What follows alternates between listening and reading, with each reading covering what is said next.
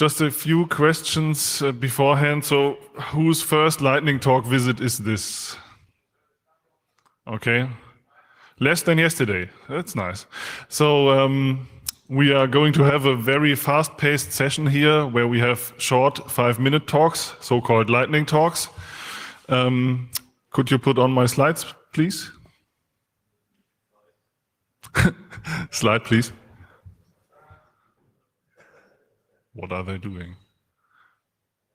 There they are. So I would like to talk briefly about how to make the lightning talks work for you and for us and for them. So for the speakers, if you are a speaker and you want to talk here, please sit in one of the front rows so you can quickly get up to the stage when your talk is up. Then always remember to speak into the microphone and don't turn around to look at the big screen because the microphone doesn't pick that up if you leave. So yeah, just look at the screen down here. You can see the slides on a big monitor and advance the slides using this clicker. So it's pretty easy. You just come up here, stay calm, deliver your talk, try to stay in time and get applause at the end. Then you can leave the stage and also leave the clicker, please, for the next speaker. A few hints for the audience. Of course, be excellent to each other, but also remember to watch the timekeeper.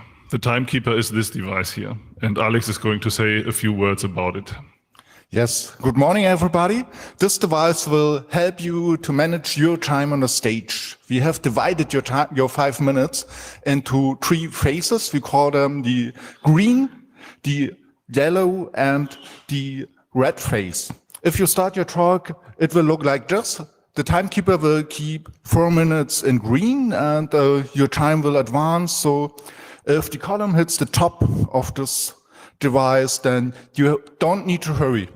If it looks like this, you have still 1 minute left. But if the time advances further, the next 30 seconds will be yellow and the last 30 seconds will be red. This might be a sign that you will close up your talk, gather all your things, say goodbye to the audience. If the column looks like this, for instance, then and you are still talking, we need to grab your attention. And with we, I mean we all need to grab your attention. And I will 5 minutes in advance, 5 seconds before your talk ends, I will give to all of you this sign. You know what to do? I give the sign. 5, 4, 3, 2, 1. I think we need to try this again. I've been in the hack center and there it was more noise. So one more time, try it again. 5, 4, 3, 2, 1. Marvelous, perfect. Very good. One last thing. The brute force of the work here is all carried out by Gatsik. He gathers all the talks. He gathers all the things. He organizes all the stuff. So please, a big round of applause for Gatsik.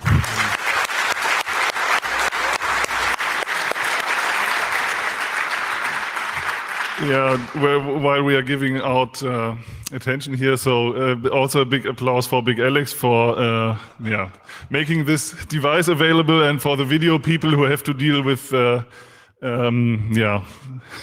showing the timekeeper device also on the screen and hassling with all the slide formats. So a warm round of applause for everybody involved in the lightning talks.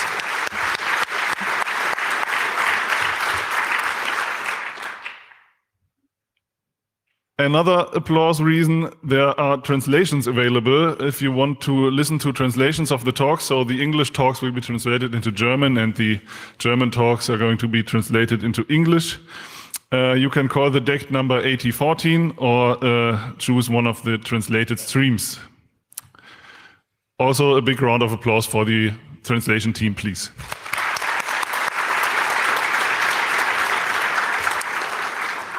That's enough with all the applauses, so let the talks begin.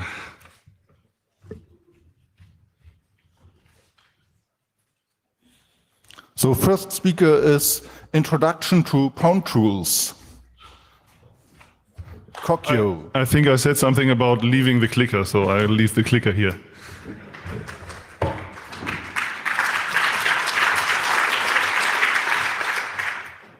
Good morning. This is a short. This is a short introduction to Pwn Tools, and Pwn Tools is an exploitation framework. It is written in Python, and it's for developing exploits very rapidly under, for example, CTFs. So it's developed by the student organization Ponies from Copenhagen University, and it's available at GitHub. So for this talk, we will be pwning a sample program. This program, it asks for your name and gets it. So there's a heap overflow, and it mallocs this name on the heap and something. And it will enter into a while loop where you can exit it by making buffer have the quit word in it. And it will get the buffer and printf it while the while loop does the while loop thing. And then finally it will free the name. So obviously there is a format string exploit here in the printf. And well, using this format string exploit, our goal is to make free be system instead, used by overriding the God.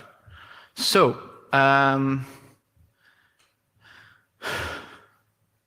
first we need Pwn Tools to be able to interact with the program.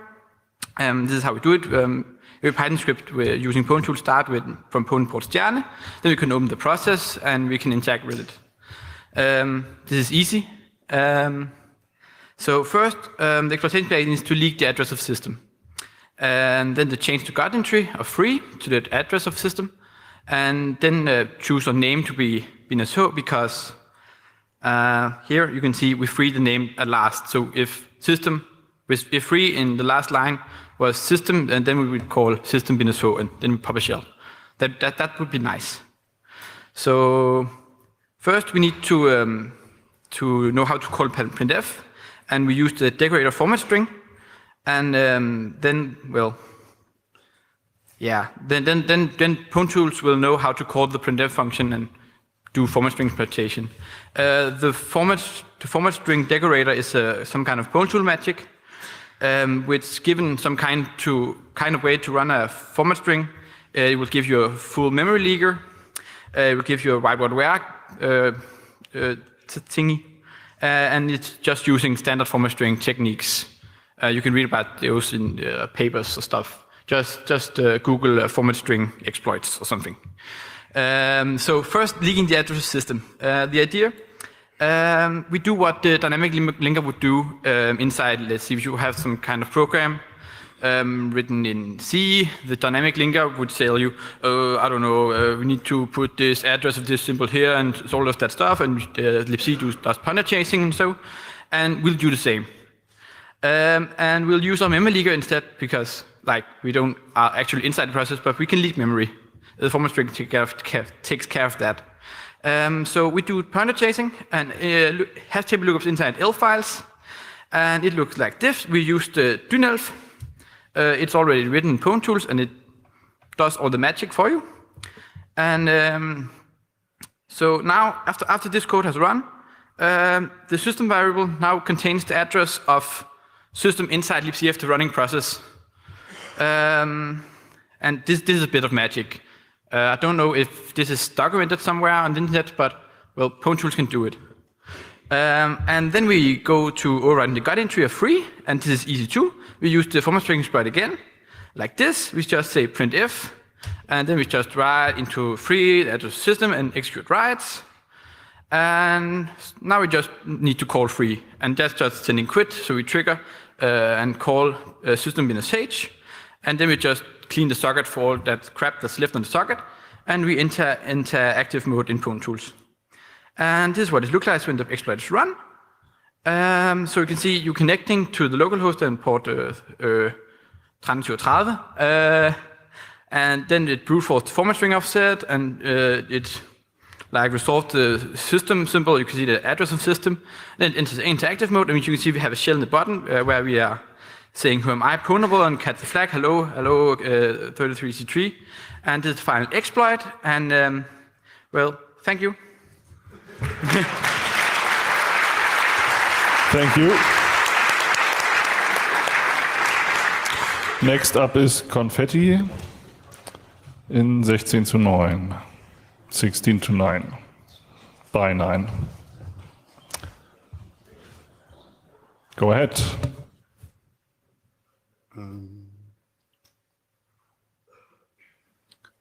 Yes, looks a little bit strange, but I will try. Perfect. My name is Christian, and I want to present to you the Confetti project. And to give you a small background, we started the project at the Refugee Hackathon last year, and we continue it in our free time. Our goal is to integrate newcomers into existing neighborhoods through positive participation. So in the end, to bring the old and the new neighbors together. And we choose the idea of using confetti for this, and confetti are a little bit the idea of karma points for the neighborhood. So we want to try to organize with the app the neighborhood for volunteering and do cool stuff with your free time in the end by throwing confetti at each other. So the process works like this. You set up a neighborhood confetti, then we want to create a community to-do list for the neighborhood. And if everything works well, we want to get a kind of karma circle going. The idea of the setup works. We will try to cooperate with nonprofits on location. We will give out confettis like coupons to the neighborhood. So you put it in the post boxes, and this defines the neighborhood. Then the people can install the app in the neighborhood, redeem their codes, and they have confetti to start with. To show you a quick look at the app, it will work for Android, iOS, but it will also work in the browser. Of course, it's open source. We see it as civic tech. And it starts multi-language, so you can even switch it to Arabic to overcome first kind of language barriers. It's the app is with JavaScript. The backend is a Java backend. The community to-do list is our first goal. So now every neighbor has its confetti.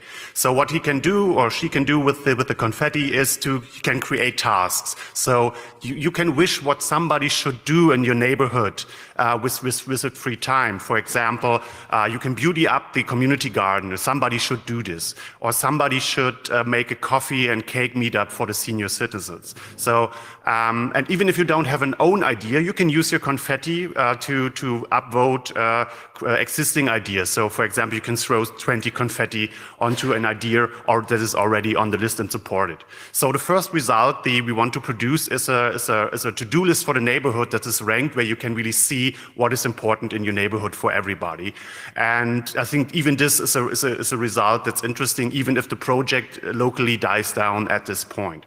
But what we really want to do is to get really an active community starting, so everybody can see the tasks, can get more information on the task, and then maybe chat with the person who wished for it, communicate, meet in real life, and then earn your confetti that is done for the task. Because the idea is really of this confetti cycle is you spend your confetti in the beginning, and then and the person who's doing a task or helping on a task to do it earns this confetti, and then again can decide for his community again what is important. And the outcome of this should be really have change in your neighborhood and see that everybody wants to live in peace there and in a beautiful neighborhood. So the next steps we are going to do is to set up kind of our own NGO, make a test run in Berlin in January. We want to network with other NGOs that are on location, and our immediate need at the moment is, because we want now switch to production services, we're looking for server hosting. We have a small budget.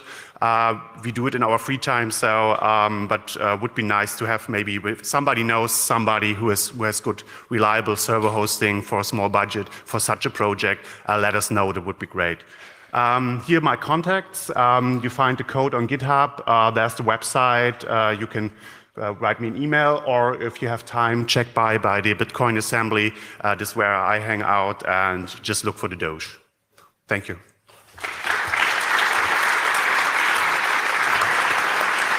Thank you very much. And so the next talk is 4x3 and is called Image.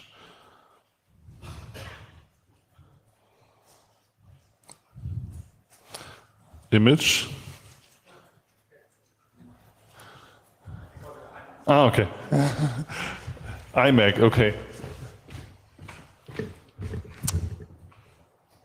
Please go ahead. Hi, thank you. So what's IMAC?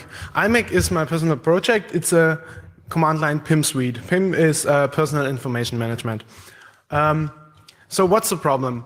I have several things to do. I have contacts, I have my calendar, my personal to-do, maybe a diary or notes or something else, like a personal wiki or something like this. And there are a lot of great tools available for each of these tasks. Maybe you know Task Warrior. It's an awesome tool to do to-dos. And there's Time Warrior or Carl and Card. And every of these tools do their job very, very well. So I have a workflow and it's just awesome. Yeah.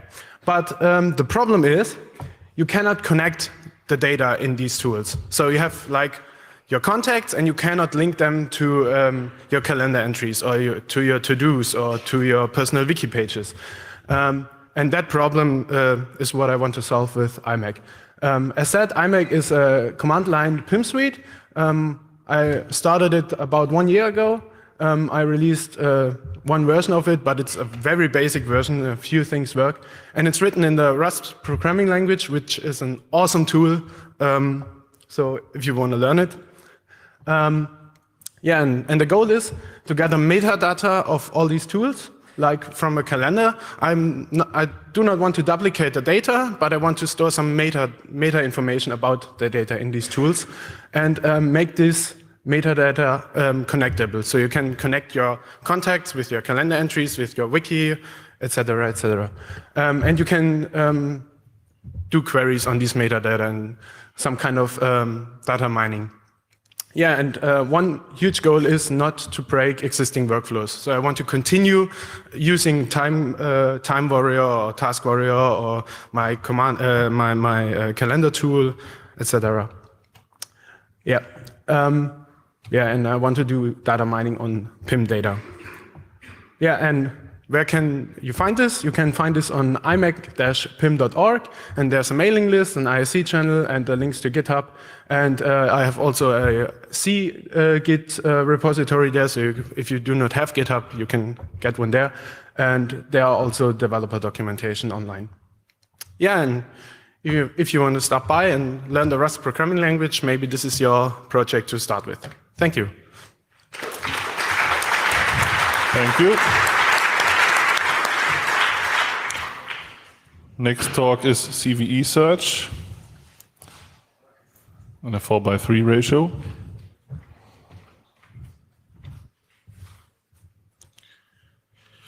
Good morning.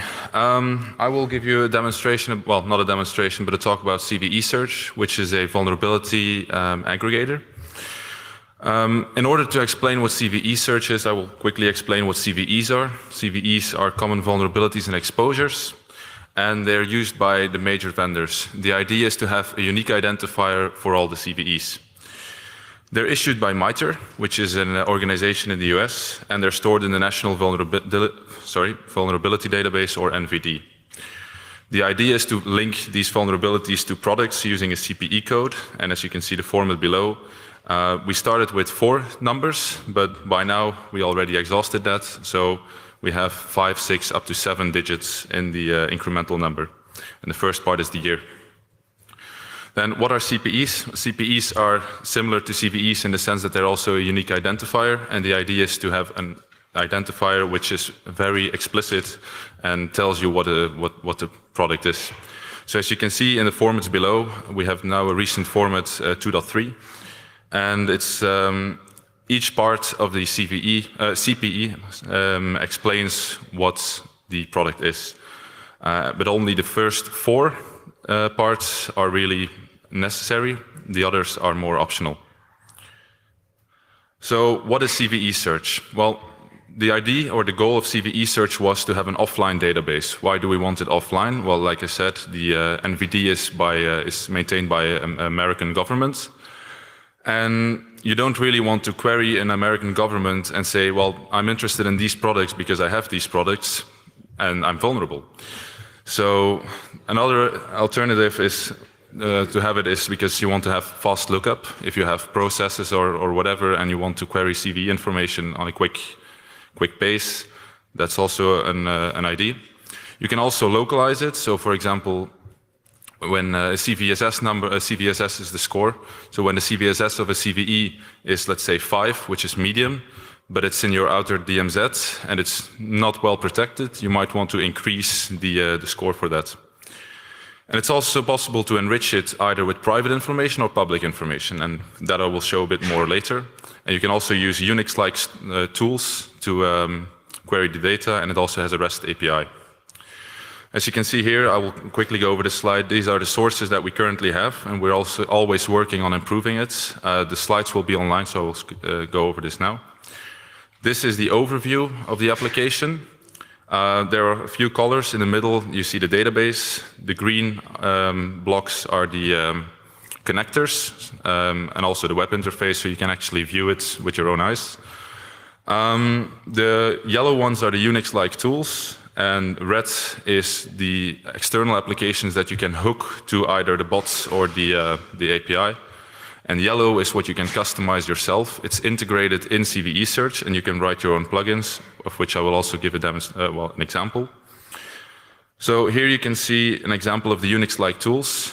Basically, in this example, what we are interested in is we want to have all the CVEs with a CVSS of 10, which is the maximum, which are applicable to Joomla. So we will search for the product Joomla and then use JQ to sort this information and only get the CVE numbers. Then we also have the web interface. You can see that there is different colors. We allow for white and black listing. If you're working in a SOC, for example, and you want to see all the recent vulnerabilities, you don't want to see vulnerabilities for products that you don't have, so you can blacklist them. You want alerts for vulnerabilities that you do have or products that you do have, so you want them in red. And you can also use plugins to mark them in different colors. Here, this is one of my side projects that I made, which is CVE scan, which takes an nmap scan and then parses the nmap scan and gets the vulnerabilities for the given system. And you can see on the left, you have the version that uses the hook using the API. And on the right, it's integrated directly in CVE search using the plugins. There has been major changes in the last version. Actually, this morning we released version 2.2. And the recent changes was that vFeed, one of our major feeds, were gone. And we replaced it by Via 4, which is a new project. We also have the plugin manager, as I showed before, an authentication manager, because before we only had authentication in the database. Now we also have authentication over LDAP or whatever you want. There is also a Gitter community, so if you have bugs or questions or whatever, you can contact us very quickly. And there will also be new feeds, as you can see in the roadmap. We're still working on improving the feeds. We're working on reworking the code because it's grown very organically, so we want to have a more rigid code base. And we want to also expand the API. So just as a heads up, in the next version, we will completely rework the API. So be prepared if you already use CVE search and you want to modify your hooks, then that will be in the newer version. If there are any questions, I will be in the Milliways village, so you can always drop by. Thank you. These are my contact details. Thank you. Next up is TDRM radiation monitoring in 16:9.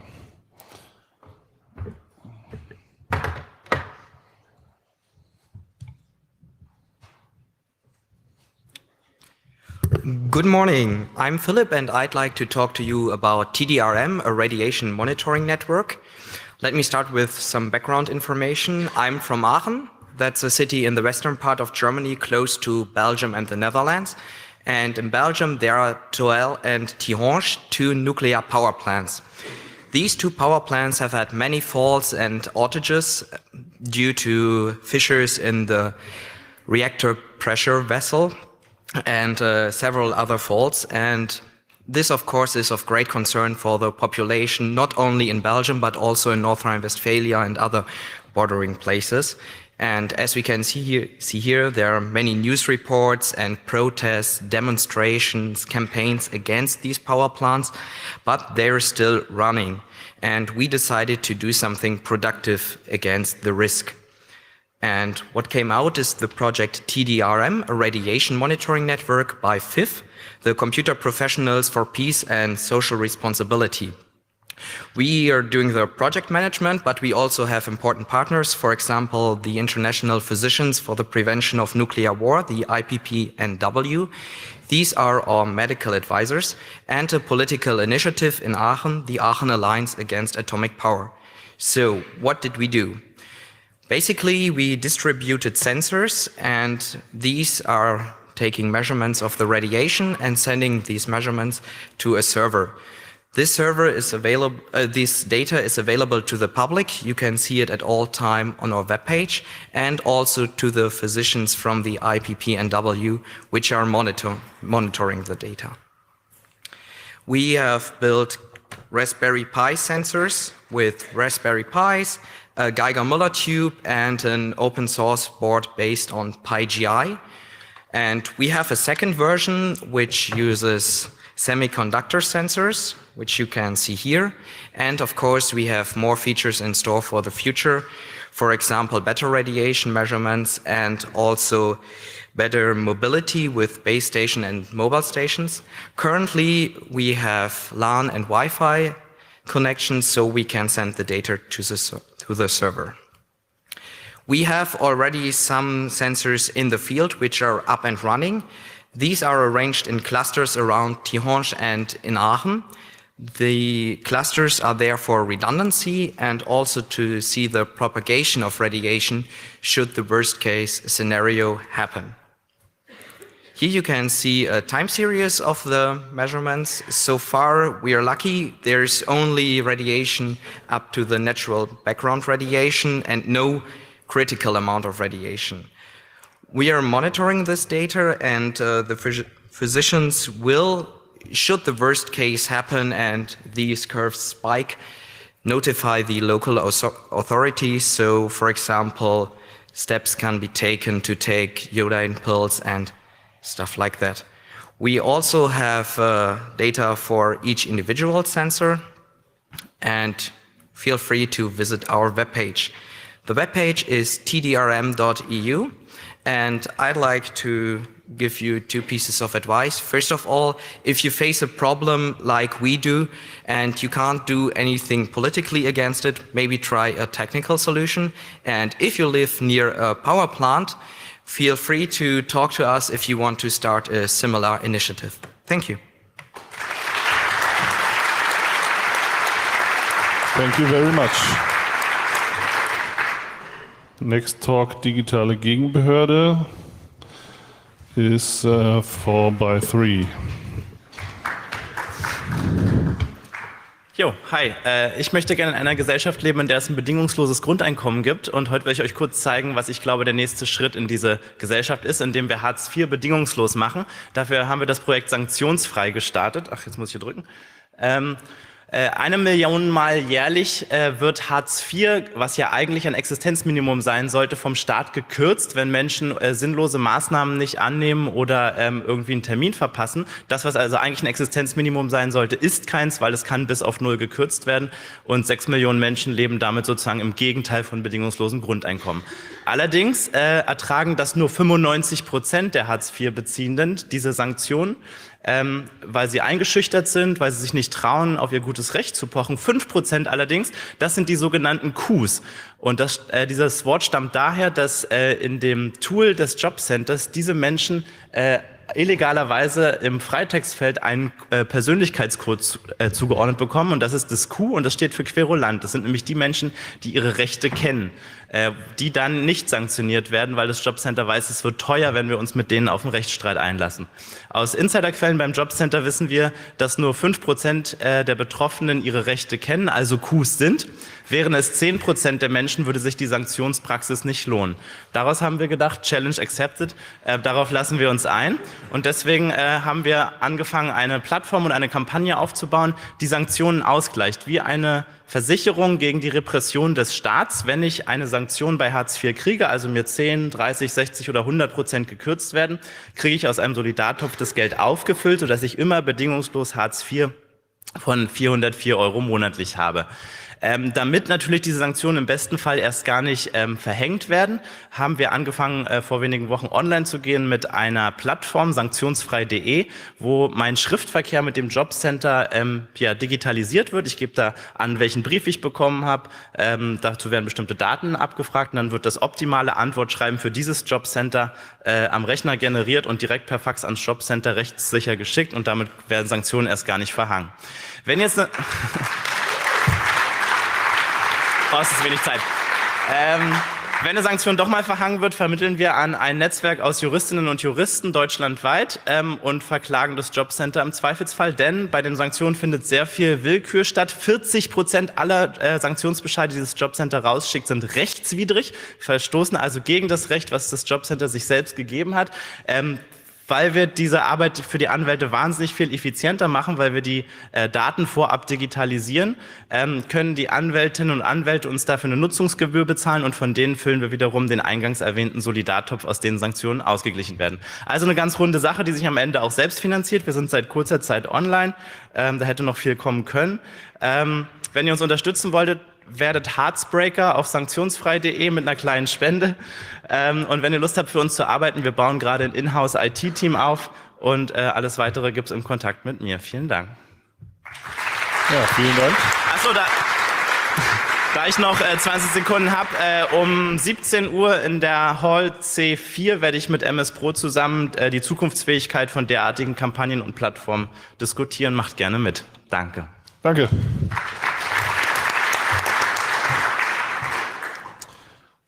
Next talk, hacking Windows 95, is in a 4:3 ratio, just like the monitors back then.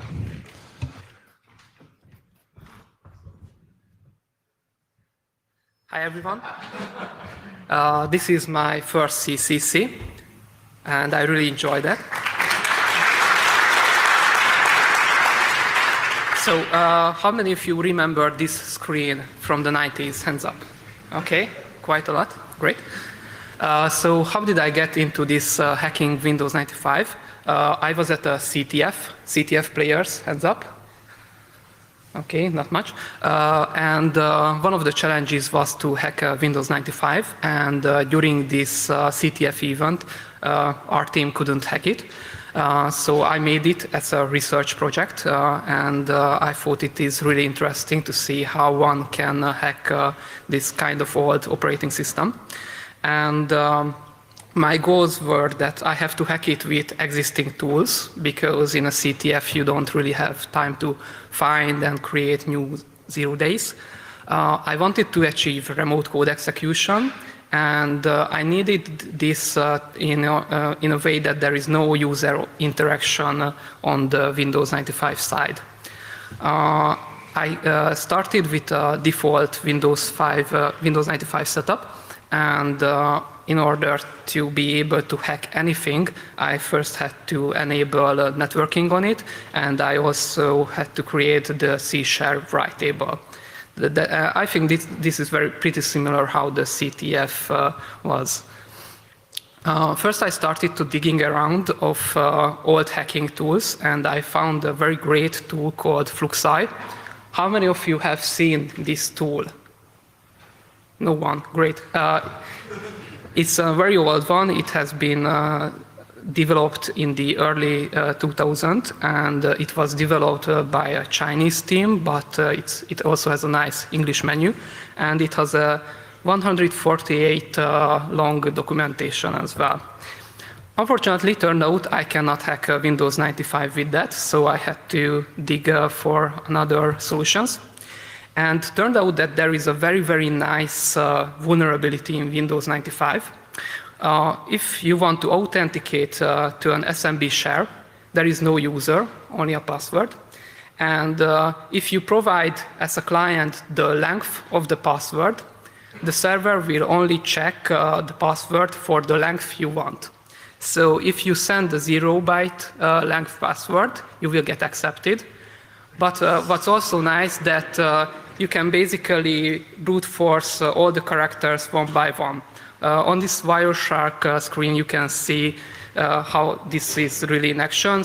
If you don't get the correct character, you just go to the next one, and when you find the correct character, then you can go to the next character.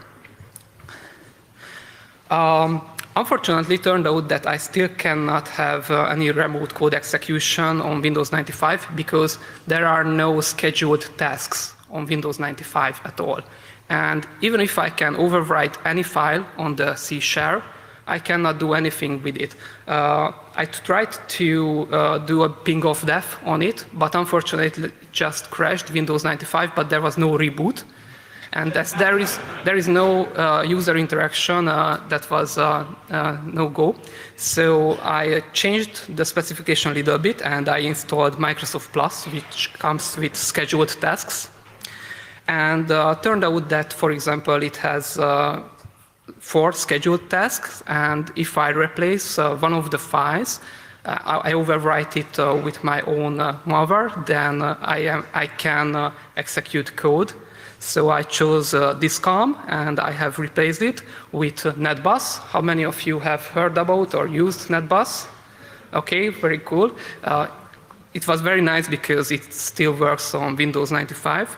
And with this, I just had to wait maximum 1 hour, and I was able to get my reverse shell and execute code. If you are interested in another of my hacking projects, you can check my blog or follow me on Twitter. And I have the whole hack also on my blog. Thank you very much. Thank you. Thanks a lot. So next talk is Free Digital Territories. It's also in, I can't really make that out. I think it's 4x3.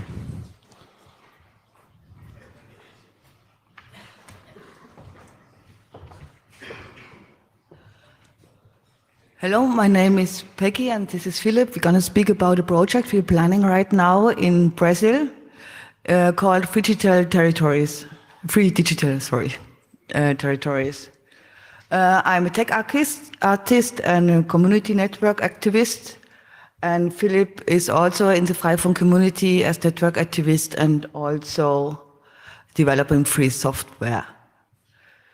So we both worked with and for refugees, and we found out that a human right, a common need, a very basic need is to be connected to the worldwide internet, to be part of the whole community.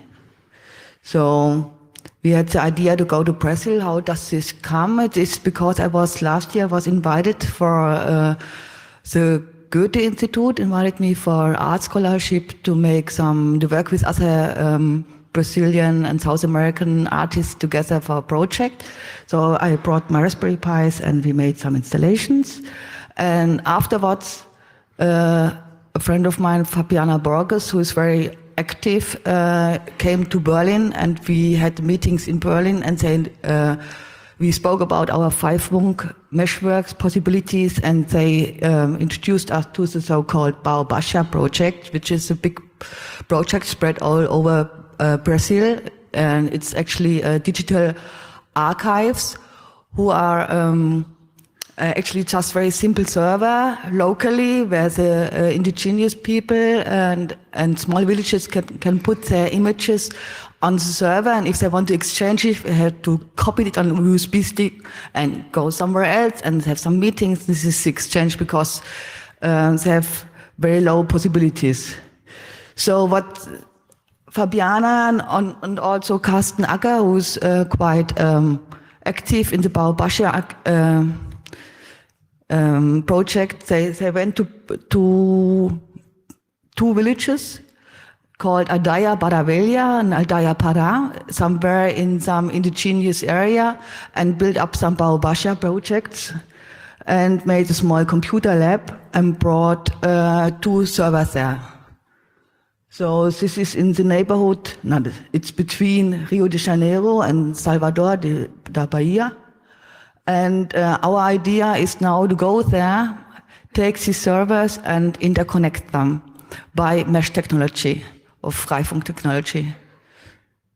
So the problem is it's somewhere in the outskirts, so you have no infrastructure, you have It's hard to get there. You won't get any hardware, anything. You have very, very, very low access to internet. If you want to get something, you have to really go it. So we have to actually bring everything in our luggage. It was also experience I made last year, because it's very hard to get open hardware like Arduino. So the hackers there, they know it, but it costs 3 times as than here.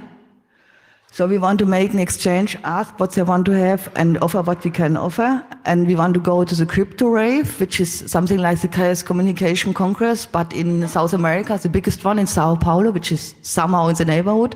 We are already connected to hackers there and they want to support us. And yeah, so we want to go connect and we need some help. Like you see, some hardware translation beforehand, afterwards, contact to local and international community. So if you have any idea, please contact us and yeah, be happy for any help. Thank you. Thank you very much.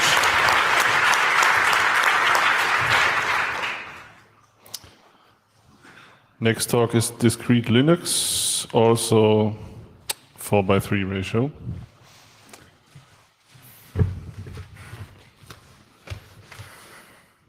Hi, my name is Mark. For me, it's also the first Congress. I want to present you discrete Linux. Discrete Linux is an operating system with the special purpose of protecting people against surveillance with Trojan software.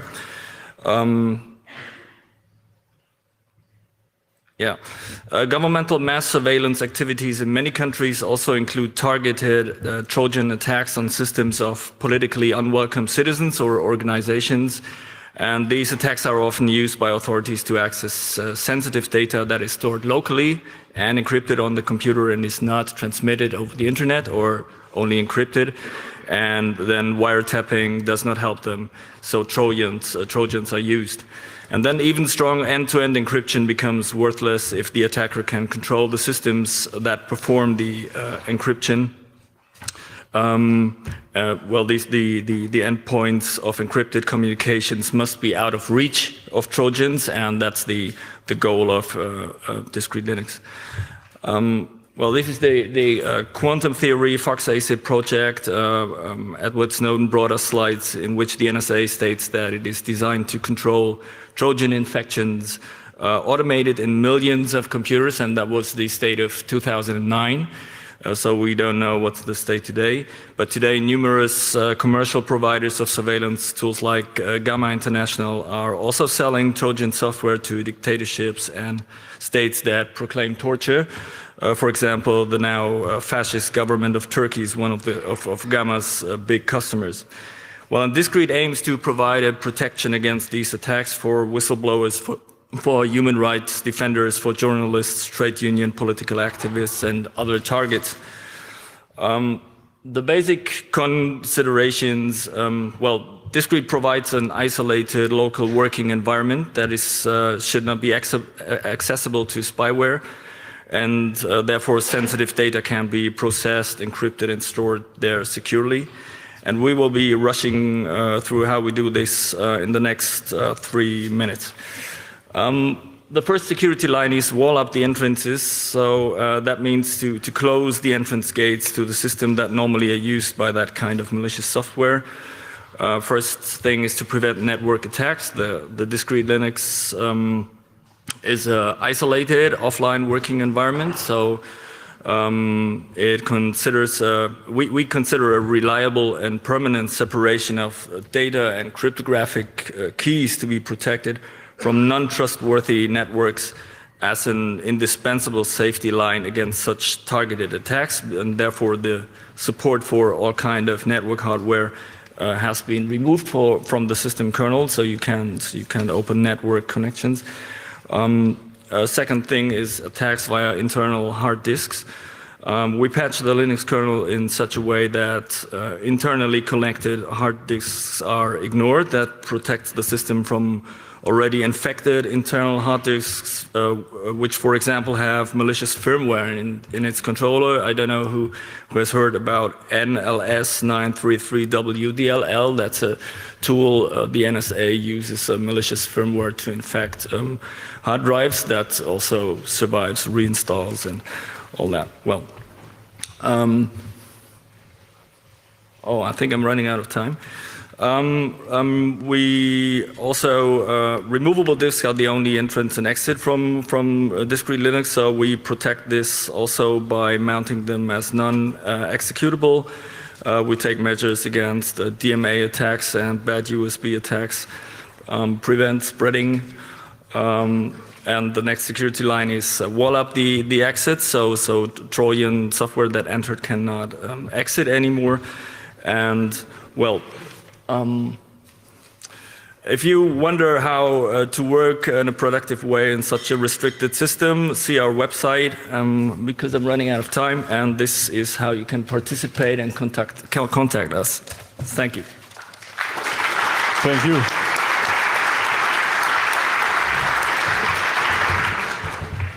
So,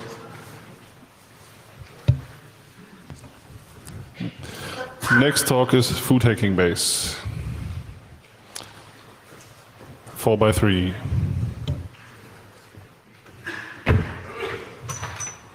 Okay, can I?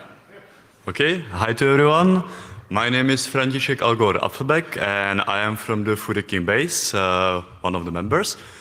You could notice that we are outside this year back to the CCH, which we are very happy, or at least very, very close.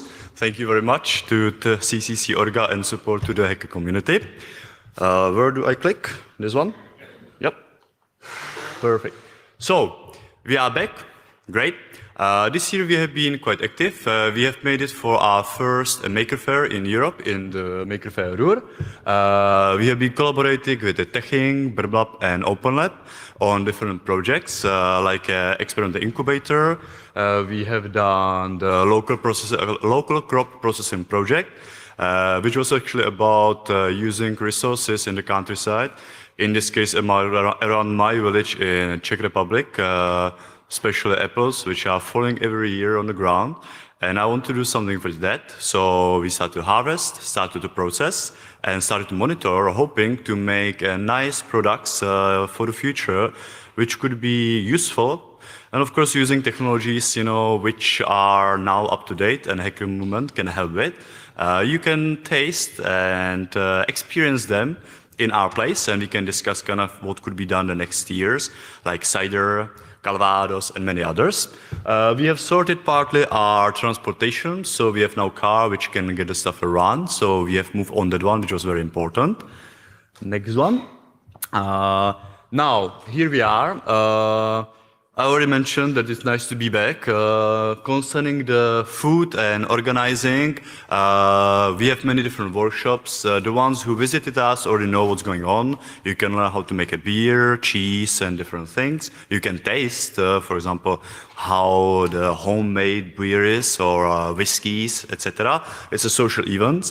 We are open to the public. We are running donations, so you can come and experience, experiment. Of course, as usually, like educational aspect is very important. And you can see just here, for example, hunger is an option, it's no option. This is a photo of Camembert, nicely aged Normandy cheese, which we will be consuming, for example, today at 7 o'clock and later at our cheese tasting. We have plans for 2017. It's quite a list. I am now moving back from South Korea to Europe. I will be actually settling down for at least a half year in Normandy, studying French and cider making, drinking of course too. So we will be doing more events. We will be going to around Europe, participating in a variety of activities. As you can see, we will be doing a tour for the summer. Part of it is, of course, SHA 2017, so we will be there, and we would like to come again, like, a little bit farther in development of our concept of food hacking base activities. We are now actually moving our experimental incubator project to the phase where we have very nice kits professionally make PCBs. So if you like to ferment, we are now offering a device with a code and advice for you to use it for your fermentation from bread making to beer, whatever you like.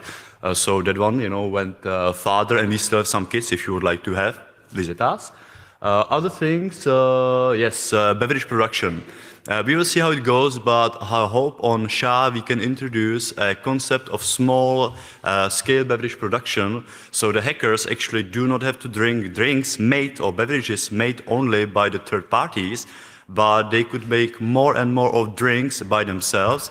Nice example would be, for example, Hausdorff in Düsseldorf, which is making their own cider. Beers for many years they are bringing to the congresses, so I think some of them already know. Really good beer made by the hackers for the hackers. I think that's a good way to go. So you can see that we will be, of course, hoping to make the food hacking base in situ. So we have our location and presence on the 34C3. We hope, of course, in that. That will be all for me. I hope that you will find us. We are just across the hall, outside lovely tents, with sites and 2 9-kilowatt heaters, so you will not freeze your ass. Don't worry about that. Okay, see you soon, and thank you for the time. Yep. Bye. Thank you. We still have a lot of time left over because all of the talks were in time and some even faster. So it's just not cheating, but if we get the impression that you like to talk, we take the vote from you. If you don't find it okay, just boo. But I think it's reasonable to use the time we have to give some extra time. I don't know if we should boo anyone. That's not very nice. Not very excellent. Okay, never mind. Let's continue with OpenAge. Hello, we are Mick and JJ, and we are the maintainers of OpenAge, which is a free clone of the Age of Empires 2 engine. We've been using the original assets for that, as we are no graphic designers, but support overlaying new free ones. And our goal is basically having an exact gameplay clone with optional improvements. And of course, those optional improvements give us basically unlimited possibilities. After all, it's a free software clone. We can add everything we want. We can, of course, we can provide a great modding interface, thousands of units, weather mod, fire mod, zombies, tentacle monsters, whatever you can imagine. We can add or we can overcome some of the limitations of the game, like 30 selectable units or 8 players, stuff like that. And we can also offer better matchmaking services. We're not alone. There's a lot of sister projects. Some of them have been along for a long time and have advanced a lot further than we have because of that. Mostly we are using C++ 14 for basic engine stuff. We're using Python 3 for scripting and a lot of other languages and text for glue. So yeah. One of the new things is Qt5. We have finally decided on our graphical user interface framework. It has been a bit of a controversial discussion. Qt5 is not perfect, but it's better than writing your own one, trust me. We also have now our dynamic configuration system, think Counter-Strike CVAR, and we have our own CI. We have had a talk about the CI last year. I will just show you a screenshot. So here you can see it live on GitHub, like there was a commit that broke everything. And as you can see, it displays the configure step worked, but everything else just failed. Or it's just running. Yes, and the Qt5 UI is the main new thing this year. The awesome part about this is that it supports arbitrary resolutions, which is a thing the original can definitely not do. and live reloading, so you can just change the files and the button will appear live in the game or the text will change. And as all the queue stuff spreads very aggressive through the code base, we contained that pretty much separate. And this is what the game looks as of today. You can see walking around with units, attacking building stuff, creating units, gathering resources, playing small wars. And the UI can be scaled so you can also play it at 4K displays. Or have it at ultra widescreen, which is pretty crappy, but it works. And what we are planning next, and already thought much about it, is having a cool curve-based networking system, flow field pathfinding to support thousands of units, finally a more efficient renderer, and Neon, which is a content description format. We'll hold a talk about that after the break now, so you get an impression what Neon is. And before the game is being considered as finished, we'll have to integrate some Python API, so you can write your cool own AI scripting and throw any machine learning algorithms at it. Add all the culture and research stuff, and 3D terrain is also not implemented yet. And of course, the main goal of the whole project, having networking and multiplayer, is also not there yet. We've been doing that since 2013 and have climbed up the ladder of all C++ projects to rank 27 now. So if you have some spare time and want to join a cool project, then help us building a cool game. And there will be no deadlines, just do whatever you like, as it's a spare time project. So thank you for listening, and I hope you'll also be there for our next talk after the break about how we want to store the enormous complexity of Age of Empires data structures. Yeah, thank you. Thank you. And we will continue with Neon.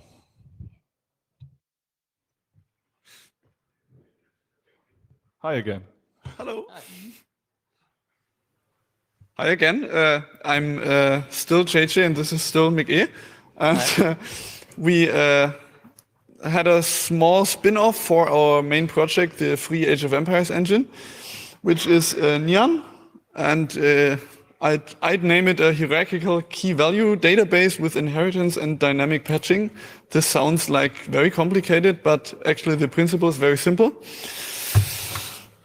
So we've been thinking about that since 2013 when we started building the Age of Empires engine.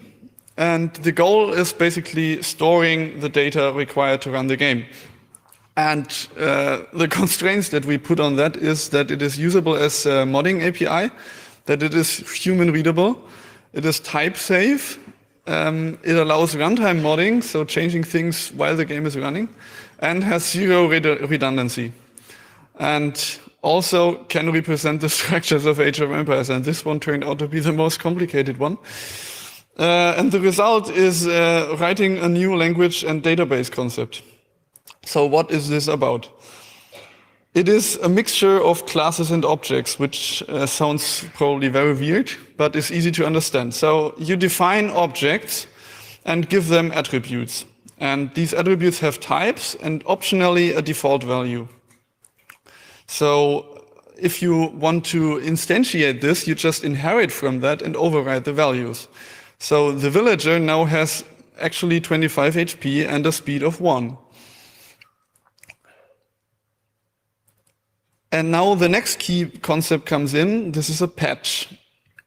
A patch changes the villager. So when you apply that patch, the villager will gain 10 more HP.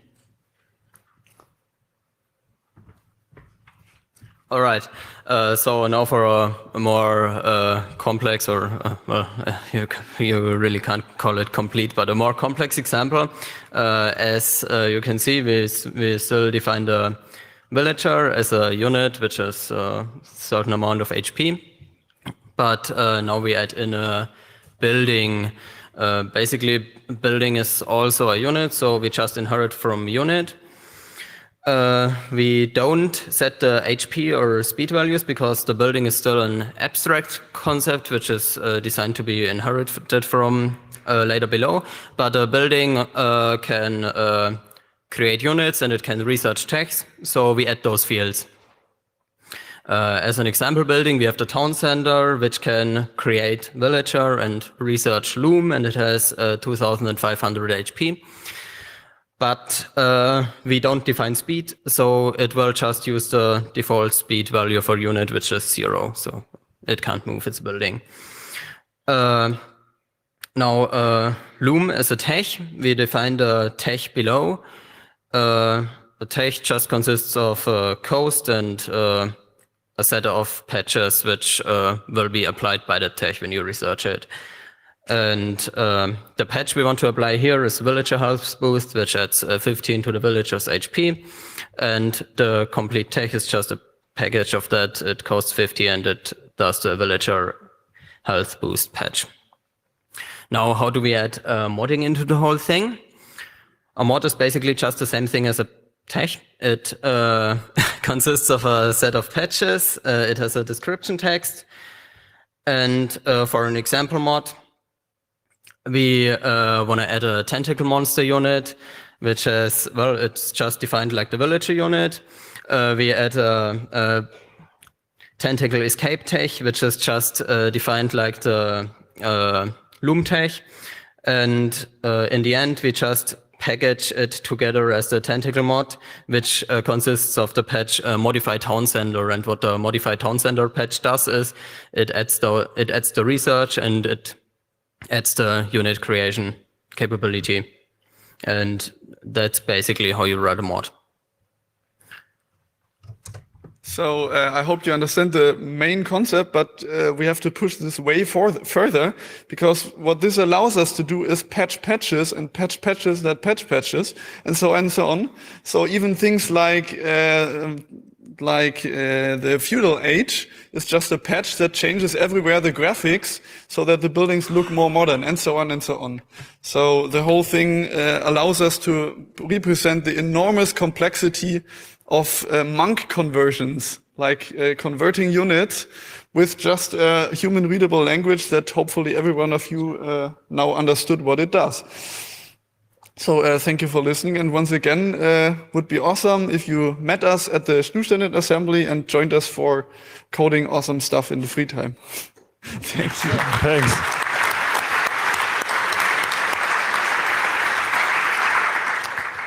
Next up is hacking doxys, 4:3 ratio.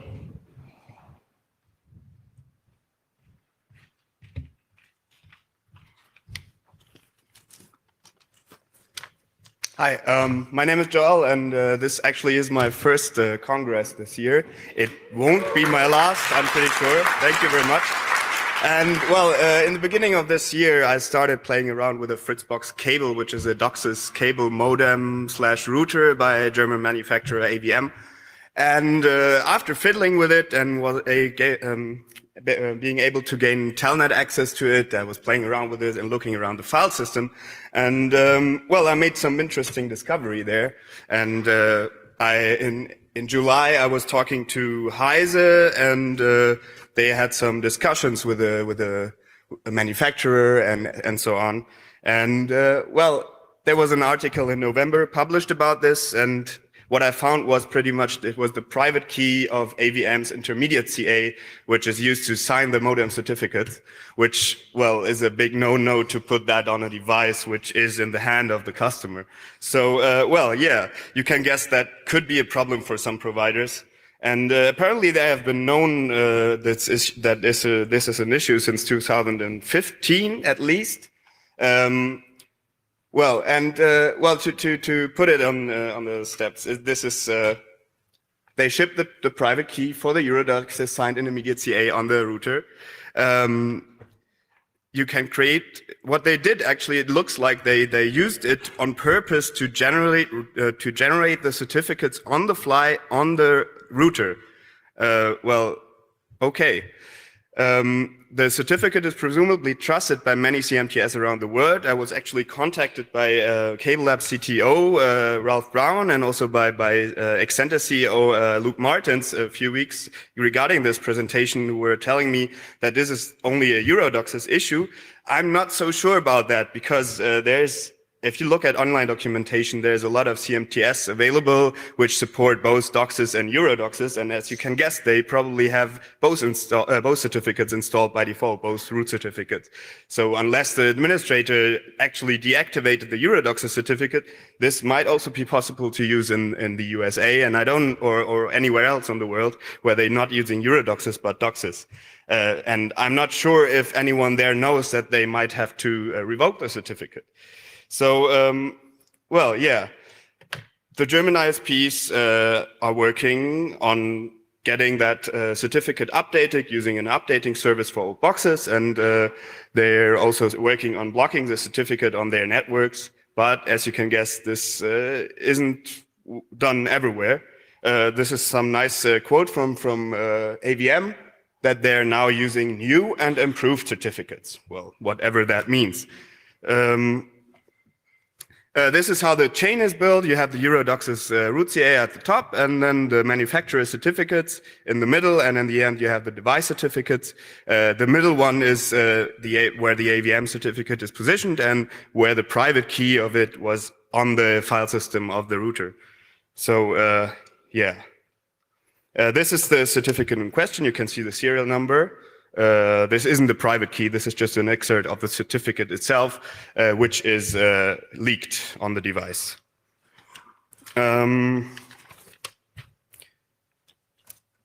Yeah, and then I also found, like a week after the article was published by Heise, Accenture published an article on their webpage on how to revoke the certificate, and that there is a certificate that needs revocation.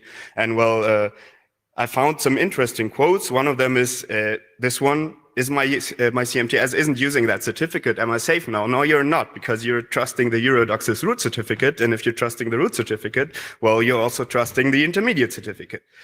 And some other interesting fact, and after they told me it's revoked and it shouldn't be a problem anymore, is this interesting sentence. There's two centralized methods defined in the specifications, which are CRL and OSCP, but none of these are required and none to be supported. And so they decided we don't need a public CRL or OSCP for our Eurodoxes root certificate. So that basically means unless you know that you have to revoke the certificate manually, it will be trusted. And you can, you don't even have to know about AVM or use Fritzbox or anything else. You can sign any certificate for any MAC address on any device, and it will be accepted as long as they trust the Eurodoxes certificate. So, and this is the command they tell you to use to block the certificate. Well, yeah, using SNMP on each CMTS itself. Yes, well, this is my email. If you have more questions, you can contact me. I'll probably be around the Frama assembly. And yes, thank you very much. Thank you.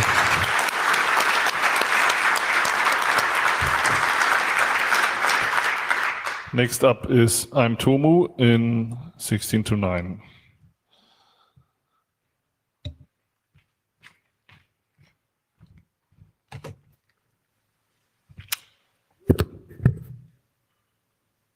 Hi, I'm Tim, and I'm going to talk about Tomu. But a little bit about me first. I'm a software developer by trade. I'm not a security person. I'm okay with hardware, and I have a lot of projects. This is one of them. Most of my projects take a long time to do, and that can be hard. This is not one of them. This is a project I did in a weekend. So how did our story start? This is a two-factor authentication hardware. This is a nubby. This is kind of what it looks like. And this is my family. This two-factor authentication is really good for stopping people getting hacked. And I don't want my family getting hacked, so I thought I'd get them some. So they should have one. Should give out like candy to everyone. Everyone here should have one. Only there's a problem. This is where you go to buy them, Amazon. That's the problem. It's like $50 USD per device. So I can't give them out like candy. I don't know what that's in euro. But I'm okay with hardware. I'm pretty sure this has literally minimal parts. It's this big. It can't have that many parts in it. It's probably an ARM processor, and I'm pretty sure it has less than 10 USD worth of parts in it.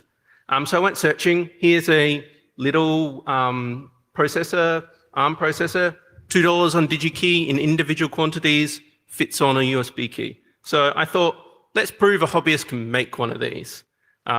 Create a schematic, create a PCB, put one together, put a bunch more together, and it works. And you can imagine the lights flashing if this was a slide that had animation, but PDFs don't do animation. So I got 100 made. So this is a Tomu board. Got one here in my hand. You can probably barely see it. 25 megahertz ARM processor, 8K of RAM, 64K of flash, 2 LEDs, 2 touch buttons, and it's got literally 12 parts and costs $10 to make in individual quantities. And it's hand solderable by a hobbyist. It's also open hardware certified. I got the first Australian number, apparently. I've got 100 boards here with me and 100 construction kits, so you can make your own. You can either give me €10 or submit a pull request and I'll give you one, help develop and I'll give you one, because I'll come back to that. I need your help with the software. I've done the hardware side of things, but have not written the software yet. I prove it works, but I haven't done any of the authentication side of things. You can make it yourself as well. The PCB Gerbers up there, a whole bunch of different places will make the PCBs for you. I've mainly used Hackvana, but the other guys we're currently testing with. So FAQ, is the device secure? The big difference between this device and, say, a NanoKey is that you control what software it runs. It can run any software you want. It's a little ARM processor. You can also build it yourself. You don't have to trust that what they say is in your device is in your device. You can actually see it. You built it yourself. The bootloader is user code, so you control what's on there. Debugging can be enabled, and if you really want to make it impossible to get into, you can epoxy it. So maybe it's secure. Can you use it now? No, unless you write software for it. It could be used for other things like a blinker, a button, a keyboard pranker. Somebody wants to replace the LEDs with infrared ones. I don't know what they want to use it for. But you're not going to see one of these in your USB port unless you're very good.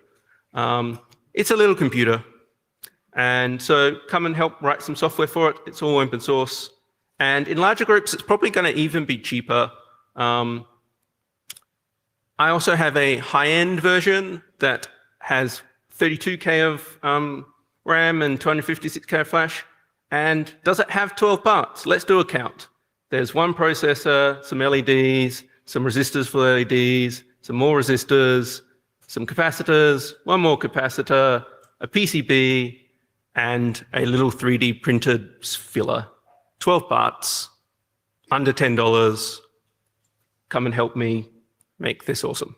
Thank you. Thank you.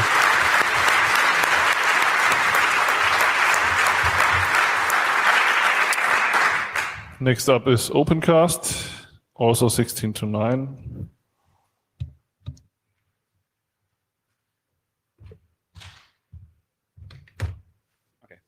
Hello, my name is Jan. I'll show Opencast today. Opencast is an open source video management software, which we are using at University of Münster. What can do? It can manage videos, it can process videos, it has an integrated video portal. You can make scheduled recordings, completely automated. It's an all-in-one solution, and it's open source and written in Java.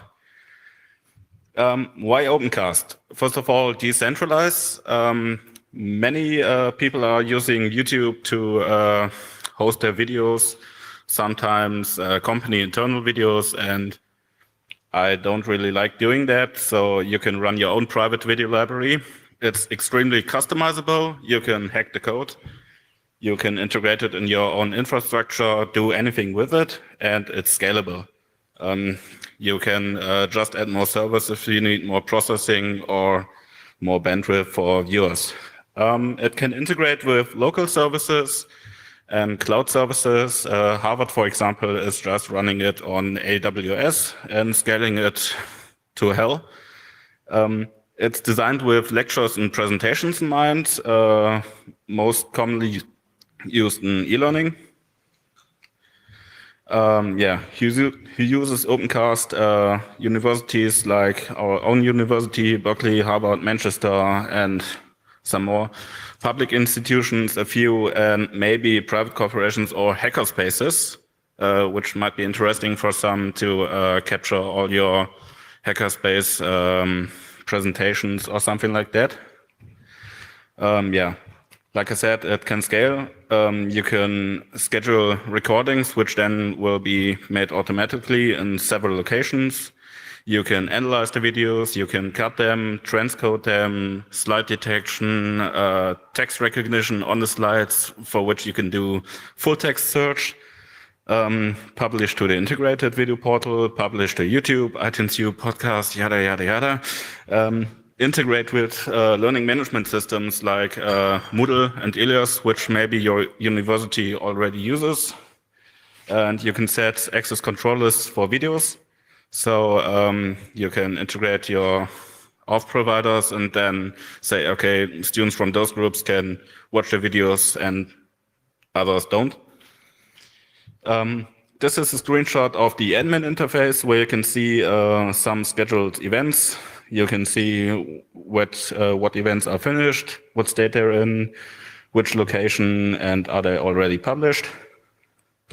This is an overview of a few locations we have right now.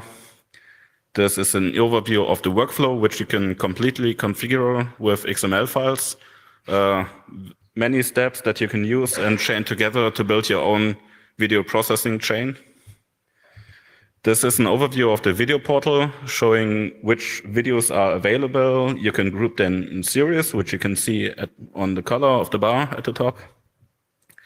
And this is the player.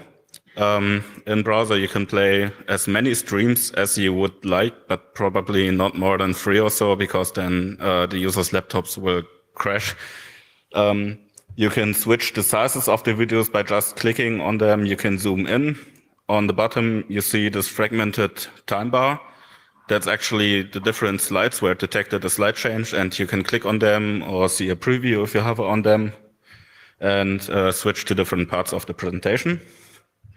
Yeah, okay, if you think it sounds cool, Opencast has a very welcoming community. Just drop by on the mailing list or on our IRC channel. We have our own community summits. Last one was in Cologne. Next one is in Valencia in Spain in March, I think.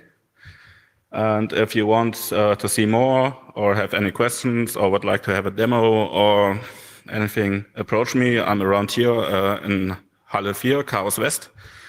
You can try it yourself. We have Docker images. Please spread the word. Ask your university if they want to add their own Opencast instance and help out. There's a lot to do, even for non-programmers. We need more documentation. Thanks. That's contact. Thank you. Now we continue with The Way We Walk, also 16 to 9.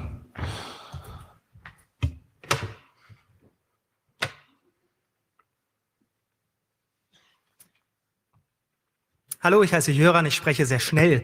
Der Vortrag heißt The Way We Walk. Das Thema des Vortrags ist die Neuerfindung des Fußgängers in Zeiten des Smartphones. Der Fußgänger bin in dem Fall ich und ich habe in den letzten 2 Jahren mal aufgeschrieben, was ich so an mir selbst an Veränderungen im Verhalten beobachte, seit ich mit so einem Computer durch die Welt renne und dann da drauf gucke. Es ist als Lichtbildvortrag getarnt. Eigentlich ist es eine Feldrecherche für einen Beitrag für das Techniktagebuch. Kennt jemand das Techniktagebuch nicht? Sehr, sehr gute Erfindung von Katrin Passig. Wir schreiben in dieses Techniktagebuch rein, was 2016 so technisch vollkommen banal oder auch langweilig aussieht. Wir glauben aber, dass das aus der Sicht von vielleicht 2036 vollkommen bescheuert aussieht oder nicht selbstverständlich, vielleicht auch aus 1996er Sicht vollkommen albern aussähe, wenn man sähe, was wir heute machen, etc. Ihr könnt, ich zeige die Adresse nachher nochmal, mir eine Rückmeldung geben. Die untere Adresse ist wichtig, weil ich würde gerne wissen, ob das, was ich hier bei mir beobachtet habe, irgendwem anders auch so geht. Oder ob ihr denkt, ja natürlich, aber das macht doch jeder so oder nicht. Oder ob ihr gar nicht verstanden habt, wovon ich rede. So sieht dieses Formular aus, was dahinter ist. Man kann also sagen, geht das nicht allen Leuten so? Oder ich dachte, ich bin der Einzige unter 7 Milliarden, der das so macht. Oder ähnlich. Block 1. Es geht um Verkehrsmittel für Smartphone-Fußgänger. Nun gibt es verschiedene Verkehrsmittel für Smartphone-Fußgänger. Das erste ist der Fahrstuhl. Das hat sich, seitdem ich ein Smartphone verändert, dass ich einfach weiß, wohin ich gucken muss im Fahrstuhl. Auf Smartphone. Zweites Verkehrsmittel für Fußgänger ist die Rolltreppe. Als Default hatte ich eigentlich in der Regel immer die Treppe neben einer Rolltreppe. Seit ich sehr viel das Smartphone nutze, nutze ich ganz häufig gezielt die Rolltreppe, um auf der Rolltreppe auf dem Smartphone zu gucken, wohin ich am Ende der Rolltreppe muss. Drittes Verkehrsmittel für Fußgänger ist extra für Smartphone-Nutzer erfunden worden, ist ein sogenannter Fahrsteig, erfunden worden so um 1900, ist ein wunderbares Verkehrsmittel, weil man ganz in Ruhe auf sein Smartphone gucken kann, hat aber ein paar Usability-Schwächen, am Ende fällt man manchmal hin, wenn man nicht aufpasst. Deswegen gibt es diese Hinweise, die da oben aber natürlich usability-technisch total schlecht platziert sind, weil wenn ich hier hingucke, ist da ein Hinweis denkbar schlecht platziert. Deswegen bessere Variante gesehen hier am Flughafen in Tokio, im peripheren Sichtfeld des Smartphone-Blickes am Fußboden vorbeirutschen und noch viel, viel besser, es gibt ergänzend ein akustisches Warnsignal, eine Stimme, die Englisch und Japanisch durchsagt, dass man gleich hinfallen wird, wenn man nicht aufpasst. Viertens die Ampel, auch da das gleiche Problem. Ich drücke hier irgendwo, gucke auf mein Smartphone und da hinten verändert sich irgendwie ein Signal, auf das ich achten soll. Viel besser hier fotografiert in Cardiff in Wales, wo das Ganze also da passiert, wo ich auch drücke und wo ich auch ungefähr so hingucke. Hat nur ein Problem, es skaliert nicht. Wenn da mehr als 3,5 Leute davor stehen, sieht der Vierte nicht mehr, was da eigentlich passiert. Deswegen noch viel bessere Erfindung für Smartphone-Fußgänger, ein akustischer Signalgeber für diese Ampel. Zweiter Block, Kleidung für Smartphone-Fußgänger. Was hat sich an meiner Kleidung geändert oder an meiner Kleidungsnutzungsart? Das erste ist, ich trage bevorzugt Mäntel oder Jacken, die nicht einen Reißverschluss haben, sondern Knöpfe, damit dieses Kabel da irgendwo durch kann zwischendurch im Winter. Zweitens, ich trage beim Fahrradfahren eine Tasche, also eine Hose, die eine Tasche auf dem Oberschenkel hat mit Klettverschluss. Drittens, hier sieht man eine Erfindung, die aus dem Himalaya stammt, Wikipedia-Wissen, ein sogenannter Schal. Ein Schal ist die Abkürzung für Smartphone-Kopfhörerhalterung. Das ist dafür da, wenn man diese Kopfhörer mal rausnimmt, dann fallen die nicht einfach so runter, wie es früher immer war, sondern sie bleiben hier hängen und sobald man sie dann wieder einstöpselt, hat man sie griffbereit da. Nächster Punkt, dieser Schal ist auch dazu da, als Windschutz für das Mikrofon, was hier in diesem Kabel ist, zu dienen. Sehr gut, wenn man in dieses Smartphone reinspricht, während man irgendwo draußen unterwegs ist. Und Nebeneffekt, das hält auch den Hals ganz angenehm warm. Ich trage diesen Schal deswegen von ungefähr Anfang September bis Ende Mai des Folgejahres durchgängig. Außer wenn ich einen Talk habe, wo es sehr warm auf der Bühne ist. Letzter Punkt der Kleidung ist meine Hose. Hier sieht man dieselbe Hose zum selben Zeitpunkt. Links ist die Tasche, in die ich das Smartphone normalerweise ganz oft rein und rausstecke. Rechts ist die, wo ich mein Geld drin habe. Das ich dann zum Schneider bringe regelmäßig, damit er die linke Hosentasche ausbessert. Bonustrack, 2 Verweildauerprobleme für Smartphone-Fußgänger. Das erste Verweildauerproblem tritt auf, wenn man in einem Parkhaus ist und eigentlich sofort nach dem Bezahlen ausfahren sollte. Man guckt aber zwischendurch so lange auf sein Smartphone, dass sobald man vor dieser Schranke steht, hinter einem natürlich 4 weitere Autos stehen, keine Chance mehr rauszukommen, weil dieses Ticket schon längst abgelaufen ist. Und letzter Punkt, wenn man auf einem öffentlichen Klo sitzen sollte und auf das Smartphone guckt, dann passiert neuerdings häufiger Folgendes. Es gibt Bewegungsmelder, die das Licht steuern und irgendwann denken die, man ist nicht mehr da. Und dann passiert Folgendes. Plötzlich sieht es dann auf diesem Klo so aus, aber zum Glück hat man das Smartphone, sieht es in Wirklichkeit natürlich so aus.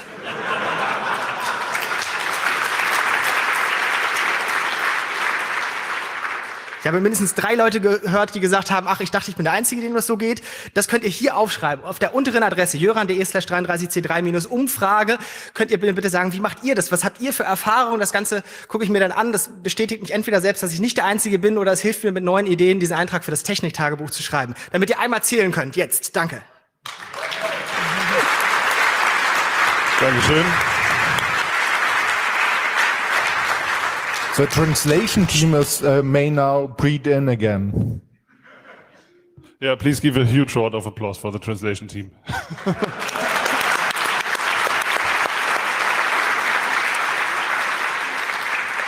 Next up is hacking the Oculus SDK in 4:3 ratio.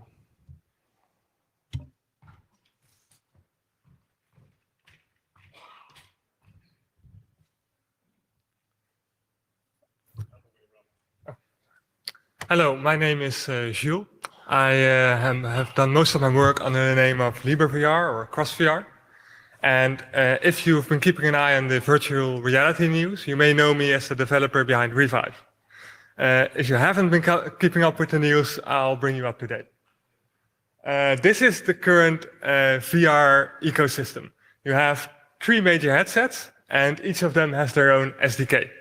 And most of the companies provide support for other headsets in the SDK, except for Oculus, which means that the Oculus Rift has the most support in the ecosystem, but provides the least support for other headsets. This is a problem we set out to solve. Luckily, the founder of Oculus mentioned that as long as people buy their VR games from our store, we don't mind if they mod them to run on whatever they want. But why mod it to, why just mod one game? Why isn't there a better way to have all games work on every headset? Well, this is what we did with Revive. We set out to implement a compatibility layer, a bit like Wine, to make sure that every Oculus game could run on any headset. But where would we implement such a compatibility layer? In the Oculus pipeline, there are a few modules we can look at. We could implement it as a mod in the application, but we would have to do that for every application. We could do it in the emulate the actual hardware, but that's difficult. Or we could do something with the server or the runtime. Well, the server is not, the protocol it uses is not publicly documented, but the runtime is. So let's just take that documentation and implement our own version of it that reroutes everything to the OpenVR API and make sure it can run on the HTC Vive headset. Unfortunately, we can't simply replace this runtime because they implemented in every application a code signature check. Now, you may be hoping to hear something interesting about attacking cryptography, but unfortunately this is running on Windows, so we can simply inject our own code, which installs a Windows API hook, and after the code signature check succeeds, we simply return our own runtime instead of the runtime it was attempting to load. We released this around the launch of the Oculus Rift SDK, the Oculus Rift headset. Oculus wasn't very pleased, but they mentioned that this is a hack and you shouldn't rely on it. This is reasonable, and an update might break it. For example, the next update. They made a small change in their DRM. This is their pipeline, so their application talks to something called the Oculus platform, which talks to that server we saw before, which talks to the store to check if you actually own the game. So what did they change? Well, they changed the server to also check if the headset is there before it actually checks if you own the game. Well, this is our DRM, so the Oculus platform must pose more of a challenge. No, it is the same security check, and this time we don't want to replace the complete platform, we just want to make a small change. So we patch the address table, which has all the functions in it, when it's loaded, and well, it doesn't check anything afterwards, so they just use our patched version, which skips the DRM check altogether. Now, they released another press statement, an interview with the head of Oculus Studios, and at this point, PR was trying to come up with a way to still keep their promise of allowing anyone to mod their game, but also defend their blocking scheme. So they came up with this. They didn't take any offense with me making the compatibility layer, but they took offense with that I gave it to other people. So as long as I kept it to myself, it would have been okay. Now, this sparked some controversy in the community and a lot of difficult questions from the press. And they decided that it wasn't worth it, and it was better to just revert the DRM and stop this race before it even started. And I'd really like to thank Oculus for that, because it's way better to just let the customer play the games they want to play. Thank you very much. Thanks a lot. I'd also like to mention that Oculus has joined the Kronos group, so hopefully in the next version of the headsets, it won't be a problem anymore. Thanks. Next up is Keyless Gone, also this is 4x3.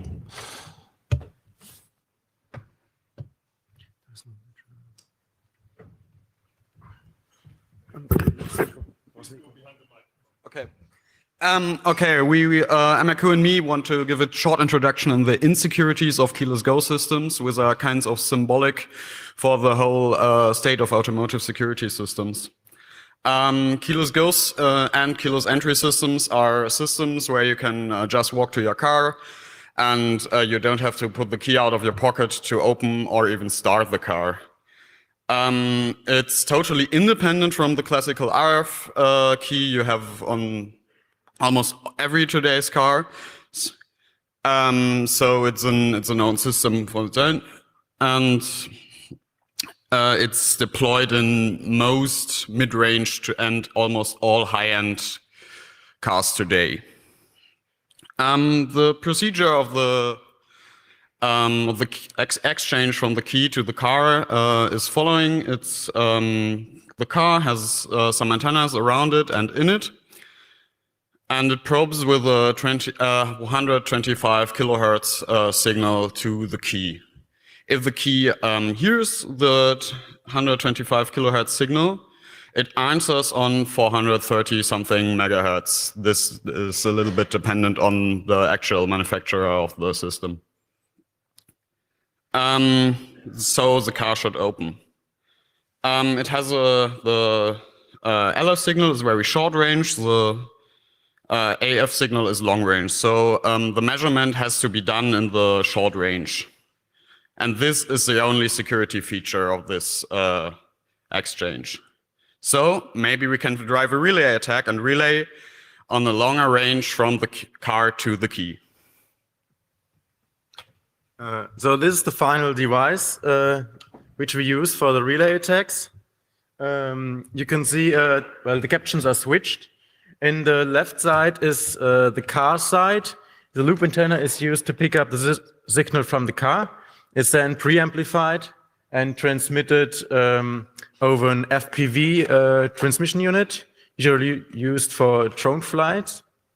And the other side, the key side, then uses the FPV receiver and simply transmits the signal again over the loop antenna. Because this is very limited in the bandwidth, it's a quite low-tech approach, and we could nearly use audio hardware for this. So this is our first schematic for the first version we had. It's a wired version where both antennas are connected.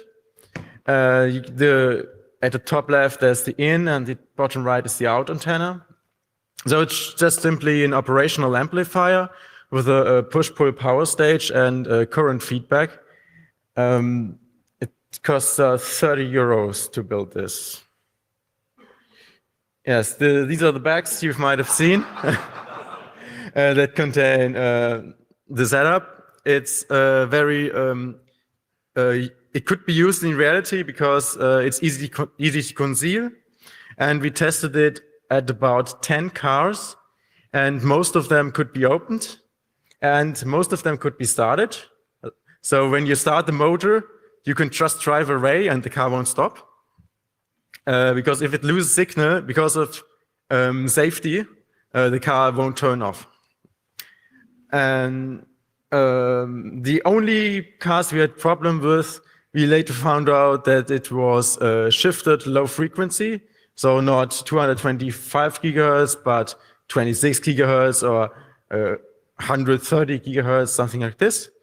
And the limited dynamic range of our system, which is just not a problem with the approach at all, but just with our implementation. So the whole approach by measuring signal strength is broken, and because of the low bandwidth, it cannot be fixed just by software updates. They have to switch to a totally another system. May have heard some car manufacturers are going to ultra-wideband now. If you want to know more, we have more technical details at our website there.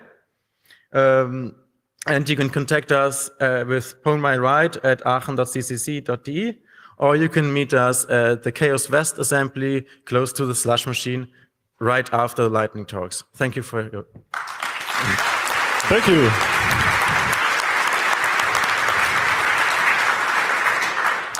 Now, Hackbases, 5 years, also 4:3 ratio.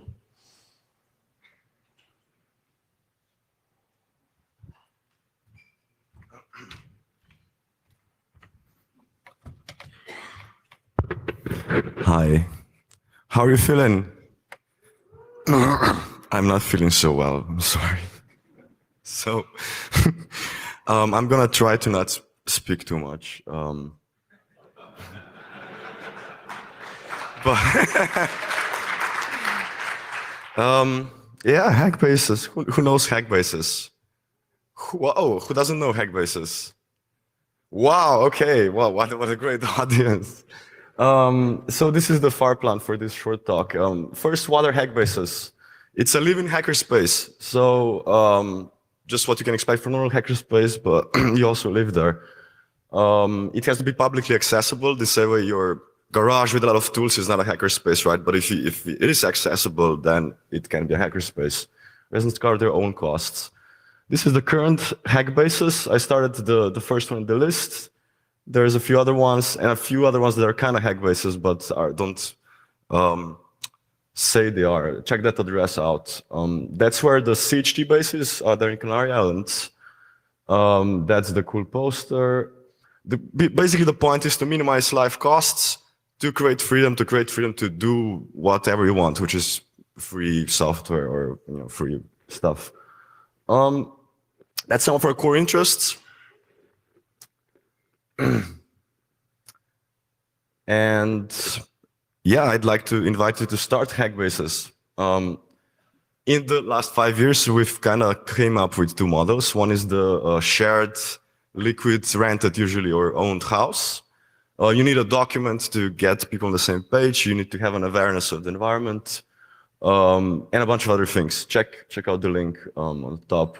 The second one is what we're practicing with CHT in the Canary Islands right now, which is put everything in boxes and just camp nomadically, because if you remember, the point is to not spend money. So a big part of that is the rent, and that wants to go out.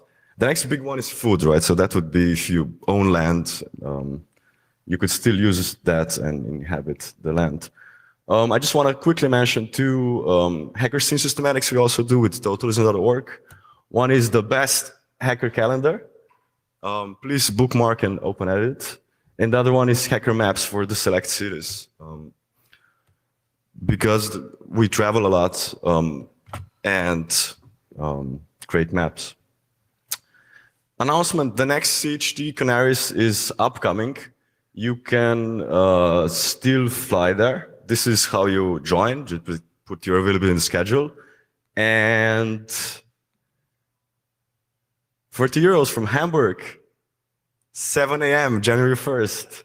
I'm taking this flight, 25 euros, right? Frankfurt, London, whatever, right? So flights are heavily subsidized because you're expected to be a tourist, but if you come live with us in the desert, you can make it really cheap. Our main projects, we just bought this piece of shit car. If anybody knows how to do Rust work, please email me. We started a local hackerspace. We were able to convince local people that they can store our stuff while we're gone and also use it, and that's really cool for us and them. We still need some money, so we decided to start a cooperative. Yeah, we're also heavily invested in music, and so we're going to start a studio and offer some photos.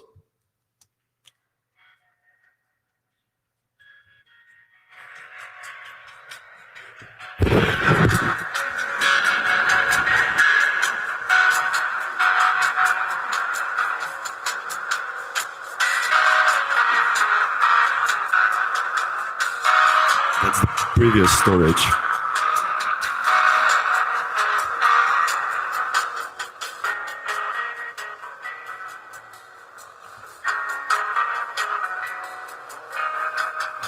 It's true.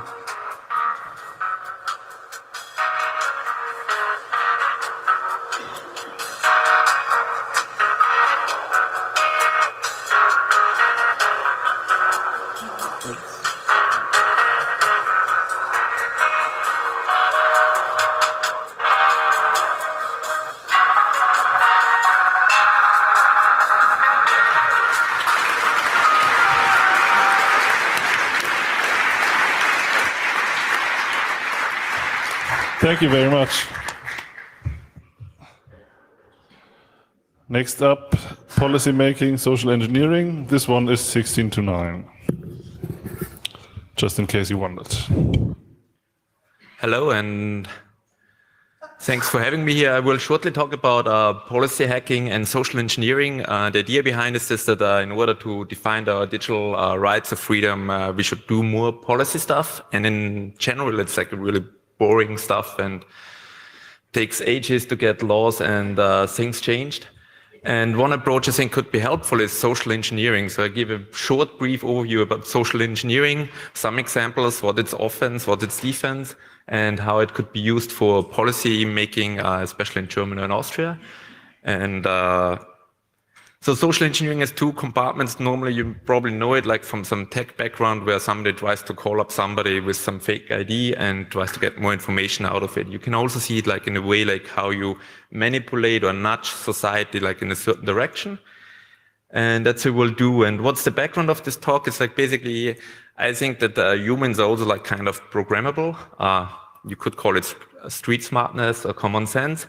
And there's no rational person that easily always focusing on the right things. And it's when you compare to statistics, if you don't know basic statistics or numbers, everybody can deceive you or lie to you. And the same goes with social engineering. So it's important to understand the tools in order to have like a defense in the sense like when you see an ad or like political campaigns, what happened in the US, that you know how they are being played. My background is I used to be a sysadmin for the Yes Men. They pulled a pretty good nice stunt 2004 where they claimed that the new company who bought Bhopal where a couple of thousand people died and 500,000 people got injured, 84 in India, that they make a compensation. That was live from BBC. And after they were announced it, which was fake, their stock declined 4% and was worth like $2 billion US in loss. And the idea was, once you have that news out, you get attention for the victims in India again. And the other one was a Toivo, that was a domain name dispute from artists against an e-commerce retailer in the US. And that's the basic idea. And normally everybody tells you you have to rationality. Everybody's basically Homer Simpson. When he sees a beer can, he goes like, beer. And at that moment when he says, beer, everybody, that's like a weak spot. That's basically where you have your anchor. And we got delivered a lot of horses, which is coming from the Trojan horse, from Greek mythology, every day, pretty much like everywhere, like in advertising. There's some examples how social engineering is working. There was like a 28 million diamond heist in Antwerp from a guy who was not working there, just walked in as regular customers. And with no special tools, he convinced them that he can walk out with 28 million. My absolute favorite was like the heist of at the FBI, where basically they put a note on a door, please don't lock this door tonight. That they got in. And I think it's so beautiful because it also was like the end of the career, part of the end of the career from J. Edgar Hoover. The other one is like how you go to an Oscar party if you're not invited, well, you dress up as like a chef from cooking. And so there's a lot of things. First, in order to defend yourself against that issues where you should know, it's like a list, the slides are online, pretty much everything is linked. So if you're interested in the topic, go through them. It's a pretty good overview. And it's important to understand that because whatever it is, if it's you call media competency, filter bubble, Chalmanese effect, ads, long-term effects, like what do you have, people forget things, that's where they basically attack you constantly. And you need to first know that how you get attacked to go to the other side where you make like the offense for policy change. And there's like 6 worldwide global rules for how to do that. One is reciprocation, that when you do somebody a favor or a gift, you get it back. The other one is social proof, so when somebody starts laughing now in the audience, some other people might feel more comfortable. Commitment and consistency, so if you're taking small steps, you're getting further along and people are committed to it, and then they have a version of loss. Liking. If you say a lot of times yes, the conversation gets better. I'll throw it always works like a charm if you want to walk in somewhere, if you dress up really well or you look important or you show off money. And scarcity is one of the things where people have the fear of missing out. Like you basically say it's only like a few units available of a few time. Basically, that's common sense. I read Robert Cialdini, and then now time through. That's how you have a quiet apartment in Germany going on train. We did that delivering an open data law study. Strategic litigation, using laws to settle the record. There's a talk today. Support your local politicians. Check that out. And there are 2 workshops over there. And later on this evening is a social engineering poetry slam, in case you're further interested. And that's the whole list. And that's it. Thank you. Next up is Gulasch Programmiernacht, 16:9 ratio.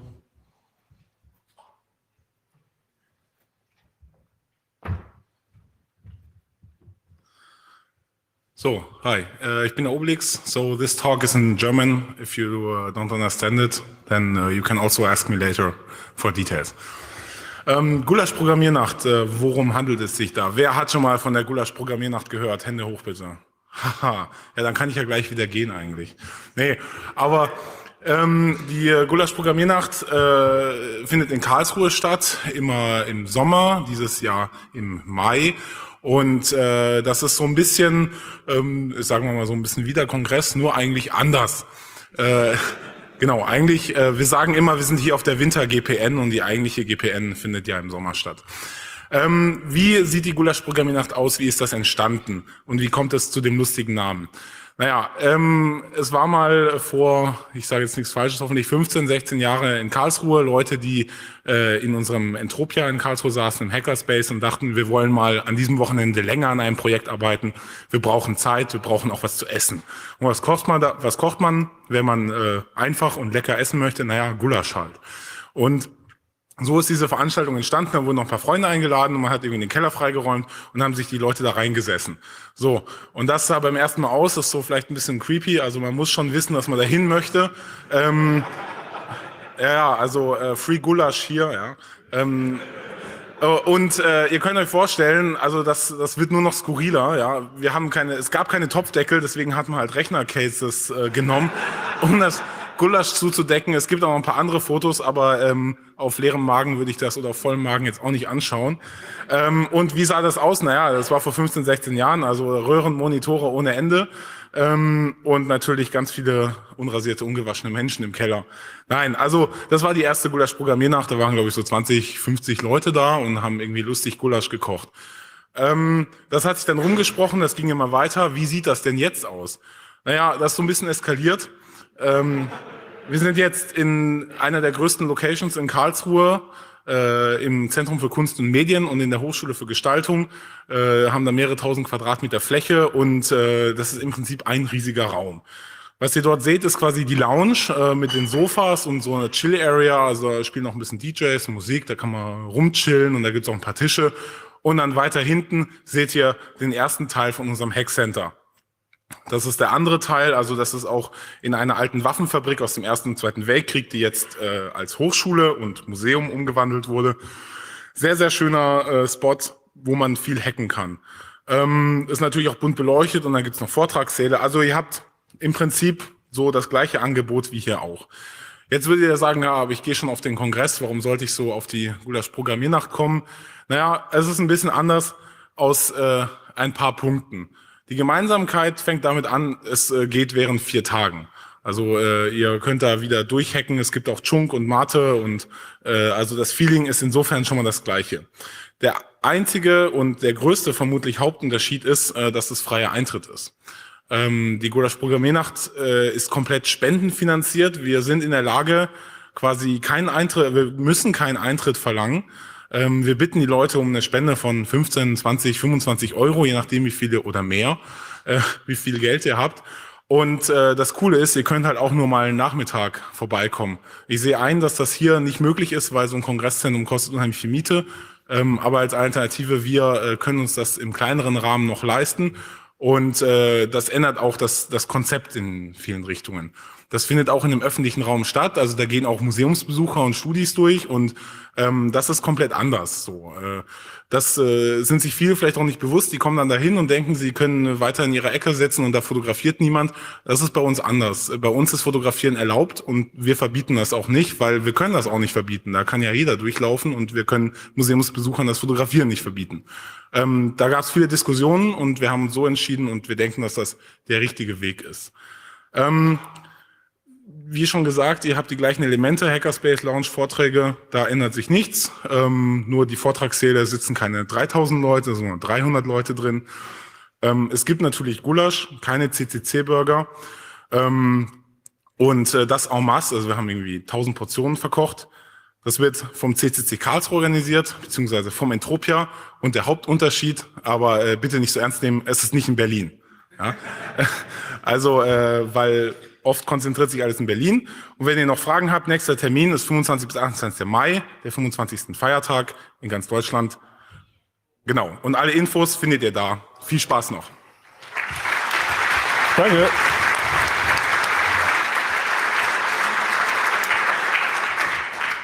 Next up is Open Sourcing Internet Voting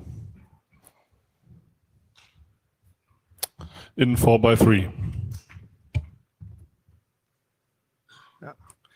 Hi, I'll present the latest development on the internet voting system in Geneva. And so first a bit background on what we're talking about. In Geneva, in Switzerland, we have the internet voting since 2003, and it's been built by the government. It's only one of the ways to vote, because you have three ways to vote. You can vote by mail, you can vote by going to the paper ballot, and you can choose by internet. It is also still today a test phase, because the federal government only allows 30% of the voters to have the chance to vote on the internet. And the problem we had until now was there was completely closed sourced. So we had no clue how it was working. So the idea is not to describe how it works or what the vulnerabilities are of the system, because until today we actually don't know much. But we managed to make the government change its mind and to open it. And that was like a really work of the community to have this black box opened. So in Switzerland, we have like a political system where we can actually work on it. So in 2010, there was a first association, open source association, that came and like requested an audit, and they just received like a big pile of paper with all the code written on it. So they just like left it and went away. They said that this is not going to work. And the official people were saying at that time, yeah, but it's for security reasons, we keep it closed sourced. Then it came in 2012 where there was a very interesting bug. Some person from outside of Switzerland voted and like click on the back button and back again and like voted twice. So it was the only bug that we found out since all these years. But the worst part was the answer of the authorities, which says everything is under control. We were able to remove that ballot, extra ballot. And all the community went like, what did you just do? So some of the officials actually recognized this, and they decided to change the strategy. They were fooled themselves in front of the community. So we had a lot of discussion, and this is when, so I was like setting up the Pirate Party with some people in Geneva, and this was one of our key objectives to open up. They understood they needed to go through a cultural change, and there was like a bigger change that they had expected. So we managed to request the first audit, the second audit, which was like the first real audit where we can actually access on a computer, but still it was read only and there was no compiler and nothing. So it was, so we saw the code and it was like not very pleasant what we saw, but it was already an improvement. And also we were invited to take part of the physical process. So like everything which is around the code. So we did a report and we didn't talk about much the dirty code we saw, also. But we really talk about, we gave some like few improvements that they could actually do. And they actually did implement some of them, and some are very stupid. Like there was a screen and they were taking off the cable from the screen for a couple of seconds so that people couldn't see the password that was written by someone, but actually the person could actually do other stuff during that time. So it was like very simple things, but we needed to like make them to bring them these kind of changes. So they were pretty happy about this, and they were like getting more and more convinced that we had to go to the open source. So in 2014, what happened is they even requested me as a member of the Pirate Party to be part of the election commission, which is oversighting the vote. So I had 1 year, like I was like being able to talk to the team, and then we organized transparency workshops, 2 workshops where people from the communities. It was still a closed group, but we could talk about a lot of things, and including like open sourcing, again, as like the main brick. We had to open source this this thing. But I didn't say this in the report, I said this to the people talking, that code was not really ready to be open source. So what is interesting is that they really, they were convinced, and they really actually did a good job. It was not easy for them because in order to allow us to audit and allow us to publish the code, they needed to change the law twice. So it's like a huge process going talk to people who actually don't understand the concepts. So that's happened. On the 13th of December this year, I received an email from the government saying, hey, it's going to be open sourced, and the next day it was. And there's already like 35 forks and 466 stars. So hopefully now the community can work on this. Thank you. Thank you. Thanks a lot. Now the last talk for today, the robots. This is in 60 to 9. 16, not 60.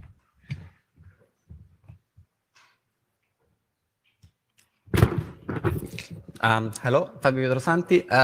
This presentation, I wanted just to present a prototype and a concept on exploring the world of hidden information by government agencies on their website. Basically, in most Western countries, to fight corruption and increase transparency, public agencies are mandated to publish specific information on their own website, like manager compensation, curriculum vitae to check out that they are skilled enough to do their job, contract and tenders, and so on. And those methods are done so that transparency and civil activists can Google for, I don't know, name and surname of a certain lawyer and spot that that specific lawyer have a consultancy contract with those 12 agencies. There is a correlation. And so crowdsource the social control. And the robots, it's a, let's say, a Sunday project that I would like to go through with some of you if interested, to spot information that are hidden and strike back by indexing it. And so I made a very quick test on Italy as a country, because I'm Italian, and got the list of all the Italian public agencies, made a bunch of script to extract all the robots.txt file from 23,000 websites, and it came out that there are more than 1,000 hidden paths. And among those hidden paths, there are very interesting findings. Some may be of interest also to make some national news. And what's hidden? Transparency section of the public agencies, curriculum vitae of manager, and also in some cases very specific tender contracts. Just to give an overview, the Italian parliament hide all the curriculum vitae and compensation of the manager of the Italian parliament, not the politician itself. Or the Sicily region that we know is so transparent, hide completely their transparency section. That's just to say a couple of results that came out of the Italy-based checking. So I went out looking also for a European Union website. And European Union feature a very interesting transparency initiative. That's the transparency registry for lobby, so that all the companies that want to have a meeting with officials in the European Union must register, and all their meeting and appointment must be scheduled and transparency published. That's a quite good transparency measure to measure the influence of corporation on European Union, but it's hidden from the search engine. So it came out that if you look for the name and surname of a certain manager of a certain corporation and want to check out on Google all the meetings that they have, European Union and other member states, you cannot do it because it's de-indexed. So I tried to say, but what can we do as hackers community about this? And I tried just to hack on that Sunday reverse proxy. I just registered a domain name sensafiltri.org, that means without filter, and hacked the Python R proxy so that with the original site .sensafiltri.org, it's accessible, the very same website as a reverse proxy, and then submitted it to Google. And seems that it works.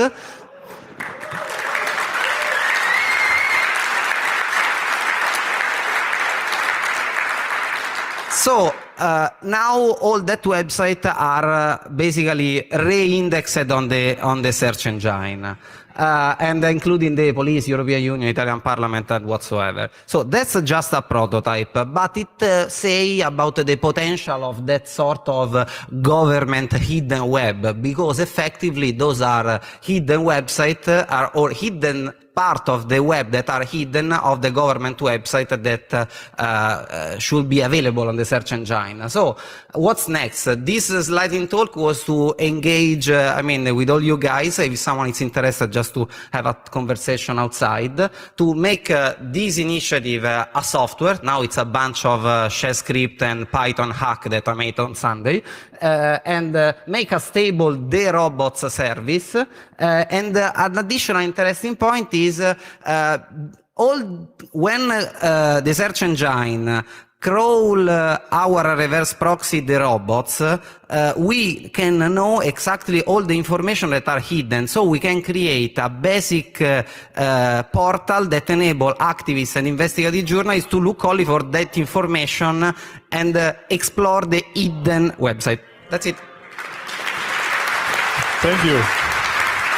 Very nice. So that concludes our session today.